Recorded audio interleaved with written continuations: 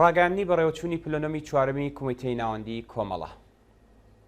پلەنۆمی چوارەمی کۆمیتەی ناوەندی کۆمەڵە هەڵبژێردراوی کۆنگرەی 18هەم لە ڕۆژانی شەممە و یەکشەممە 17 و 18 سەرمەوەزی 1402 بەرامبەر لەگەڵ 9 دەسامبری 2023 زاینی بە بەشداری ئەندامانی کۆمیتەی ناوەندی کۆمەڵە و ئەندامانی کۆمیتەی ناوەندی کاتی حیزبی کۆمونیستی ئێران و ئەندامانی کۆمیتەی دەرەوەی وڵاتی حیزبی کۆمونیستی ئێران و کۆمەڵێک لە کادرەکانی حیزب بەڕێوەچوو.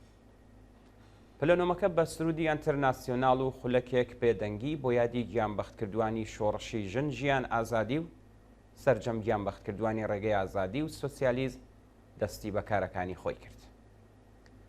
دەستور جەلەسەکانی ئەم پلەنۆمە بریتی بوون لە راپۆرتی سیاسی و تەشکیلاتی کۆمیتەی ڕێبەری بە پلەنۆم، دۆخی نوێی چالاکی ئێمە لە کوردستانی عێراق، ئاسۆی داهاتوو ڕێکارەکان، دابەشکردنی ئەرکەکان و ڕێخستنی ناوخۆیی کۆمیتەی ناوەندی کۆمەڵە. راپۆرتی سیاسی کۆمیتەی ڕێبەری بە پلەنۆم سەرەتا چاوگێڕانێک بوو بەسەر گرنگترین ڕووداوە سیاسی و کۆمەڵایەتیەکانی ئەمڕۆی جیهاندا، لەوانە قەیرانی ئابووری جیهانی دوای پەتای کۆڕۆنا، بەردەوامبوونی شەڕی ئۆکراین و ئاستی بێوێنەی گرانی و هەڵاوسان لە جیهاندا وەک یەکێک لە ڕنگدانەوەکانی بلۆکبەندیە ئابووری و سیاسیەکانی دەوڵەتەکان لە جیهانی چەند جەمسەرەیی ئەمڕۆدا، بەهێزبوونی ڕەوتەڕاستەکان لە هێندێک لە کۆمەلگاکانی ئوروپا و ئامریکای باشوور، شەڕی ماڵوێرانکەری فلستین، پاشخان و هۆکارەکانی هەڵگیرسانی ئەو شەڕە لە زومرەی تەوەرە سەرەکیەکانی راپۆرتەکە بوون. راپۆرتی کۆمیتەی ڕێبەری سەبارەت بە بارودۆخی ناوچەکە تیشکی خستە سەر شەڕی غەزە و بەردەوامبوونی جنایەتەکانی دەوڵەتی تورکیا لە کوردستانی سووریا واتە ڕۆژاوا و بارودۆخی سیاسی عێراق. راپۆرتەکە سەبارەت بەم قۆناغەی ململانەی نێوان حەماس و دەوڵەتی ئیسرائیل جەختی لەوە کردوێتەوە کە خەڵکی فلستین لەلایەکەوە لەلایەن دەوڵەتی داگیرکەر و شۆڤینیست و پڕچەکی ئیسرائیلەوە بە پاڵپشتی دەوڵەتی ئەمریکا خەڵتانی خوێن دەکرێن و لەلایەکی دیکەشەوە لەلایەن هێزێکی کۆنەپەرست و گەندەڵەوە نێونەرایەتی دەکرێن کە خۆیان بەشێکن لەو کارەساتەی کە بەسەر ئەو خەڵکەدا هاتووە.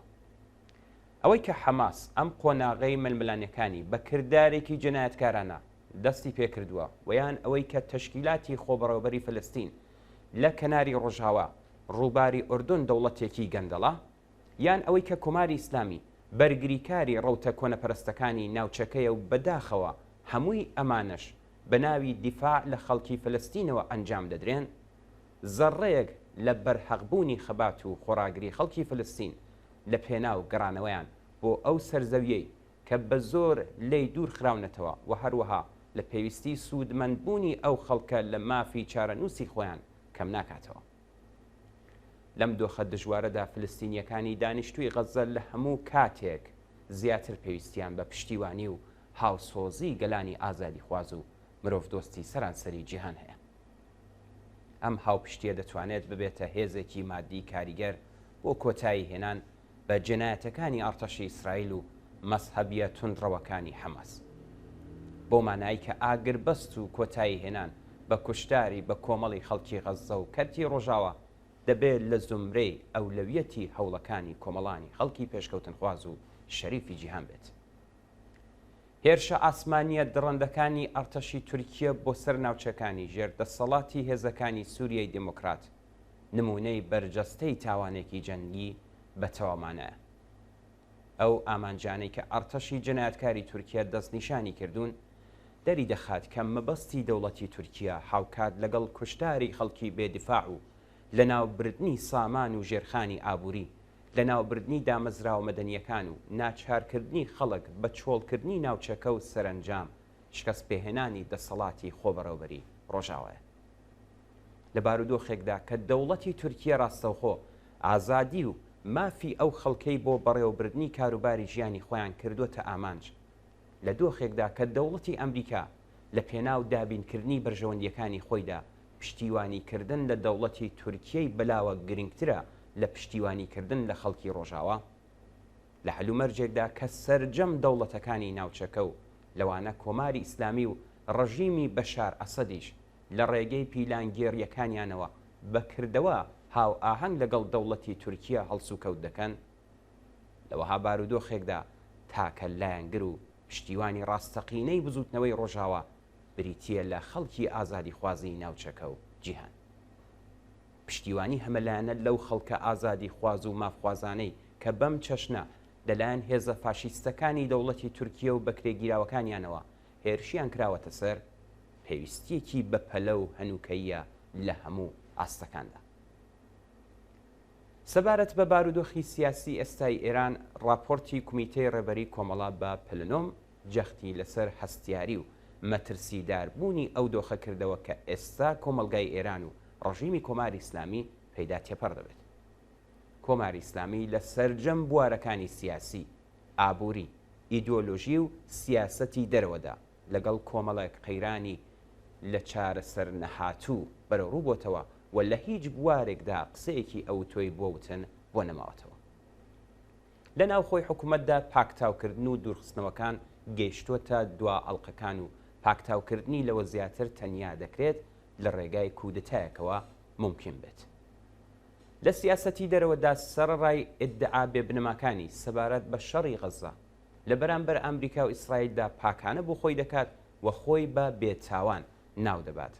خامنەی بەو پەڕی ڕیاکاریەوە دەڵێت کە گۆیە ئامانجی کۆماری ئیسلامی هەرگیز لە ناوبردنی ئیسرائیل نەبووە. لەگەڵ عەرەبستانی سعودی لە پێگەی لاوازیەوە سازش دەکات خۆی لەو ئاستەدا نابینێت کە بە دوواداچوون بۆ داواکاریەکانی سەبارەت بە پشکی ئاوی هێرمەند لە تاڵبان بکات. سەبارەت بە مەسەلەی داگیرکردنی ڕێڕەوی سنووری ئەرمەنستان و ئێران لەلایەن ئازەربایجانەوە بێدەنگی هەڵبژاردووە و گەلێک نمونەی تری لەو چەشنە. لەوەها بارودۆخێکدا ڕژیم ڕوبەڕووبوونەوەی لەگەڵ زۆربەی هەرە زۆری خەڵکی ئێران بە ئەگەرێکی جددی دەزانێت. لەمڕۆوە لەلایەکەوە سیاسەتی سەرکوتکردنی پەرەپێداوە و لەلایەکی دیکەشەوە بە شوێن بەدەستهێنانی پشتیوانی و ڕازی هێشتنەوەی ئەو دۆست و لایەنگرانی خۆیەتی کە لە باشترین حاڵەتدا لە 100% تێناپەڕ. بەڕێکەوت نییە ئەگەر دەبینین بۆ ئەوەی هەیمەنە و پێناسەی ئیسلامی بوونی خۆی نیشان بدات پەنای بردوۆتە بەر بە لە مەشکاوی سەپاندنی حیجابی ئیجباری. شۆڕشی ژینا دژ بە حیجابی ئیجباری لە فۆرمی خۆڕاگریەکی جەماوەری و لە بەرامبەر شێوە ژیانێکی خوازراوی حکوومەتی ئیسلامیدا بە شێوەیەکی گشتی ئاڵوگۆڕێکی قوڵی فەرهەنگی لە کۆمەلگادا لە بەرامبەر فەرهەنگی زاڵدا پێکهێناوە و ئەم شۆڕشە لە شکڵ و شێوازی نوێی خۆیدا هەروە بەردەوامە. راپۆرتی کومیتەی ڕێبەری جەختی لەسەرەوە کردەوە کە تەنیا کەسانێکی کە تووشی ئەو وەهمە ببوون کە گۆیا سەرکەوتنی شۆڕش زۆر نزیک و خێرایە و یان پەرەسەندن و قوڵبوونەوەی شۆڕشەکان لە بەرژەوەندی خۆیاندا نەدەبینی بە دامرکانەوەی شێوازی خۆپیشاندان و ناڕزایەتی سەرشەقامەکان بانگەشەی شکستهێنانی ئەو شۆڕشە دەکەن.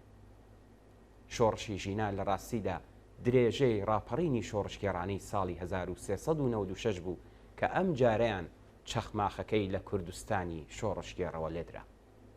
ئەوەش لە کاتێکدا ڕوویدا کە زۆرینەی خەڵک هیچ ئومێدیەکیان بە هەڵبژاردن و چوونە سەر سندوقەکانی دەنگدان نەمابوو.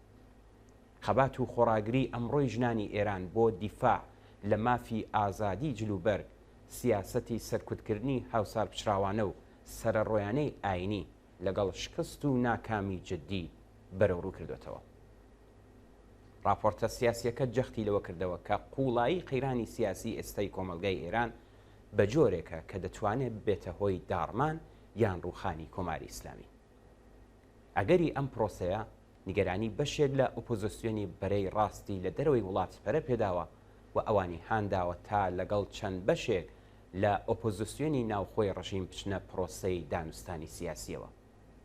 ئەم هەوڵانە دەتوانێت بۆ بزوتنەوەی شۆڕشگێڕانە جێگەی نیگەرانی بێت.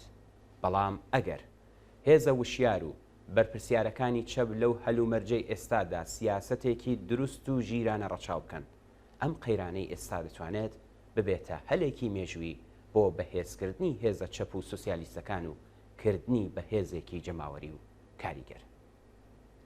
سەبارەت بە بارودۆخی کوردستانی ئێران راپۆرتی سیاسی جەختی لەسەرەوە کردەوە کە سەرڕای گوشار و گرتن و هەڕەشەکانی ڕژیم خەباتی کۆمەڵانی خەڵک لە فۆرمێکی مەدەنی و جەماوەریدا هەروە بەردەوامە و هەڵسوڕاوانی ئەو بوارە لە کوورەی ئەو خەباتەدا ڕۆژ بەڕۆژ زیاتر دەخارێن و ئەزمونێکی زیاتر بەدەست دەهێنن. لەوانە دەکرێت ئاماژە بکەین بە چالاکیە مەدەنیەکان لە بوارەکانی دادخوازی بنەماڵەی گیانبەختکردووان کە پشتیوانیەکی بەربڵاوی جەماوەری بۆ لای خۆی ڕاکێشاوە. خۆڕێخستن لە ڕێکخراوە سنفیە کرێکاریەکان و مامۆستایان، خۆڕێخستن بۆ بەرگریکردن لە ژینگە، خەبات لە پێنا و پەرەپێدانی خوێندن بە زمانی دایک، چالاکیە ڕێکخراوە هونەریەکانی بواری مۆسیقا و شانۆ و ئەدەبیات و هیتر.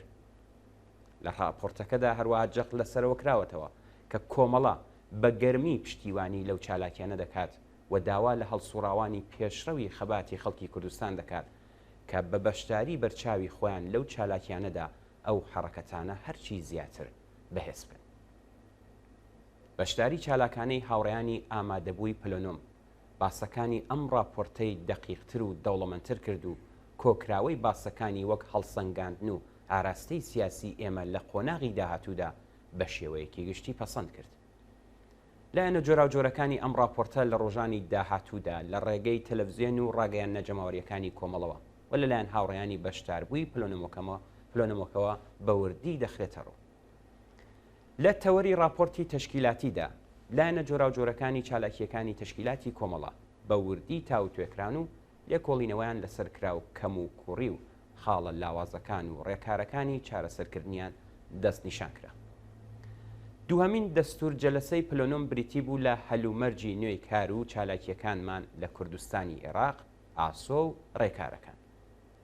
لە هەلومەرجێکدا کە کۆماری ئیسلامی حکوومەتی هەرێمی کوردستانی خستۆتە ژێر گوشارەوە بۆ ئەوەی چالاکیەکانی حیزب و لایەنە ئۆپۆزیسیۆنەکانی جێگیر لەو ناوچەیە سنوودار بکات، پلۆنۆم هێڵە گشتیەکانی سیاسەتی کۆمەڵەی بەم شێوەیە دیاری کرد. یەکەم، لەسەر پێویستی و گرنگی بەردەوامبوونی چالاکی سیاسی کۆمەڵە لە هەرێمی کوردستان پێداگری دەکەین. ئەگەر ئەم چالاکیانە لە وڵاتەکانی ئوروپا و کانەدا و زۆر یەک لە وڵاتانی دیکەی جیهان ممکنە، ئەم ئیمکان و پێویستیە لەم ناوچەیە بە هۆکاری جۆراوجۆر دووهێندەیە. خەڵکی کوردستانی ئێران و عێراق وەک دوو بەشی یەک نەتەوە هاوچارە نووسن، لە سەرکەوتن و شکستەکانی یەکتردا هاوبەشن. پەیوەندیەکی کۆمەڵایەتی بەربڵاو لە نێوان خەڵکانی هەردوو دیوی سنوورەکەدا بوونی هەیە. ساڵانە دەیان هەزار کرێکار لە کوردستانی ئێرانەوە بۆ کارکردن دێنە هەرێمی کوردستان. هەزاران کۆڵبەری زەحمەتکێش لە ڕێگای ئاڵ و گۆڕ و هێنان و بردنی کاڵا لە نێوان هەردوو دیوی سنوورەکەدا بژێوی ژیانیان دابین دەکەن. پەیوەندیەکی سروشتی بەربڵاو لە نێوان هونەرمەندان و ڕووناکبیرانی هەردوو بەشی کوردستان دروست بووە و تا ڕادەیەک جێکەوتووە. جگەلەوەش ئەم ئۆپۆزیسیۆنە لە ماوەی 40 ساڵی ڕابردوودا لە داوێنی پڕ لە مهرەبانی خەڵکی کوردستانی عێراقدا درێژەی بە چالاکیەکانی خۆیداوە و لە پشتیوانی جەماوەری بەهرەمەند بووە و زۆر پەیوەندی و نزیکایەتی دیکە. دووهەم، کۆمەڵە هەرگیز نەیویستووە کە بەهۆی چالاکیە چەکداریەکانی خۆیەوە حەزی نەبخاتە سەرشانی خەڵکی کوردستانی عێراق و ساڵانێکی زۆرە سنوورەکانی ئەو دوو پارچەی کوردستانی بۆ چالاکی چەکداری دژ بە کۆماری ئیسلامی بەکار نهێناوە. ئەم سیاسەتە هەم هاو ئاهەنگ و گونجاو بووە لەگەڵ بەرژەوەندیەکانی خەڵک لە کوردستانی ئێران و بە ئەولەویەتکردنی چالاکیە وشیاردەرانە تەشکیلاتی مەدەنی و جەماوەریەکان و هەم لە بەرچاوگرتنی بەرژەوەندیەکانی خەڵکی کوردستانی عێراق بۆ ئەوەی کە هیچ بیانوویەک بەدەست کۆماری ئیسلامی نەدات کە بەو هۆیەوە ئەمنیەت و بژێوی ئەو خەڵکە بەبارمتە بگرێت. کۆمەڵە لەسەر ئەم سیاسەتە هەروە بەردەوام دەبێت.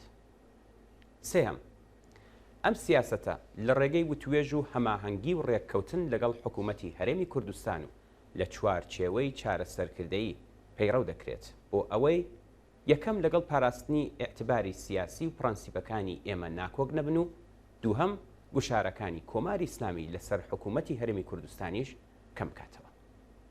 چوارمین خاڵ، کۆمەڵە هەوڵ دەدات لە پەیوەندی لەگەڵ ئەم پرسەدا زۆرترین هاوکاری و هەماهەنگی هەبێت لەگەڵ باقی ئەو هێزە ئۆپۆزیسیۆنانەی کە لە هەلومەرجێکی هاوشێوەدان لە هەرێمی کوردستان بۆ ئەوەی کە تا ئەو جێگایی دەتوانرێت سیاسەتێکی هاوبەش لەم بوارەدا بگیرێتە بەر. پلۆنۆمی کومیتەی ناوەندی کۆمەڵە لە کۆتاییدا دوای تەقسیمکاری ناوخۆیی کمیتەی ناوەندی و پێڕاگەیشتن بە هەندێک کاروباری حیزبی دوای 2 ڕۆژ لە کۆبوونەوەی چڕوپڕ کۆتایی بە کارەکانی خۆی هێنا. کمیتەی ناوەندی کۆمەڵا ڕێکخراوی کوردستانی حیزبی کۆمۆنیستی ئێران 21 سەرماوەزی 1402 هەتاوی بەرابەر لەگەڵ 12 دەسامبری 2023 زانی.